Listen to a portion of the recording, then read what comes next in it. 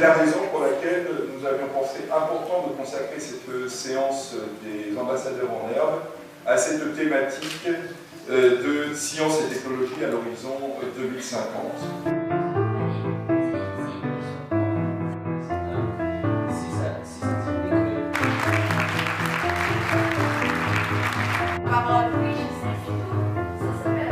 J'ai trouvé que c'était vraiment une prestation enthousiasmante.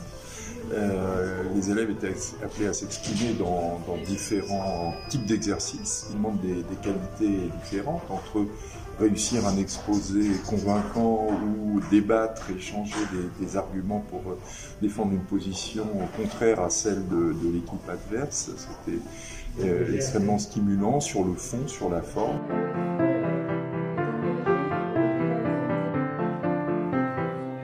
Je crois que l'exercice leur apprend effectivement l'expression orale, mais plus que l'expression orale, la réflexion qui vient avant l'expression. C'est-à-dire qu'on leur pose des questions qui, lorsque j'étais enfant, auraient pu être considérées comme pas de leur âge.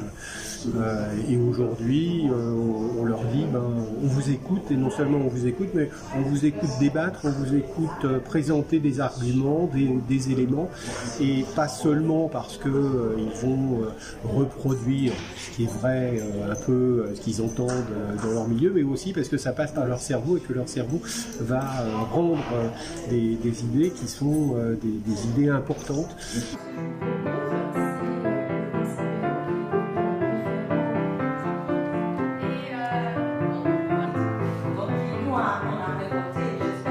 Je voulais bien entendre les jeunes parce que je trouve que c'est eux l'avenir. Et je voulais vraiment écouter pour savoir si eux, ils avaient bien pris connaissance de le danger qu'on a, à la fois climatique, biodiversité, et les risques éthiques, on risque dans les domaines de la science. Je crois qu'en fait, c'est intéressant d'entendre leur point de vue et ça peut nous peut-être faire réagir un peu plus dans la bonne direction. En fait, c'est irréel pour moi d'être ici parce qu'il y a des gens de partout, du Panama, du Guatemala, d'Afrique, tout ça, et c'est vraiment ce mélange qui m'a donné envie de participer en fait. Je suis aussi passionnée de sciences et ça m'intéresse beaucoup de savoir de quoi le monde sera fait demain et de pouvoir y participer pour changer les choses. J'ai vu que les différents orateurs ont des cultures différentes, des opinions différentes, et en fait c'est ça que j'aime dans Ambassadeurs en herbe. Et ça m'a inspirée, et grâce à Ambassadeurs en herbe,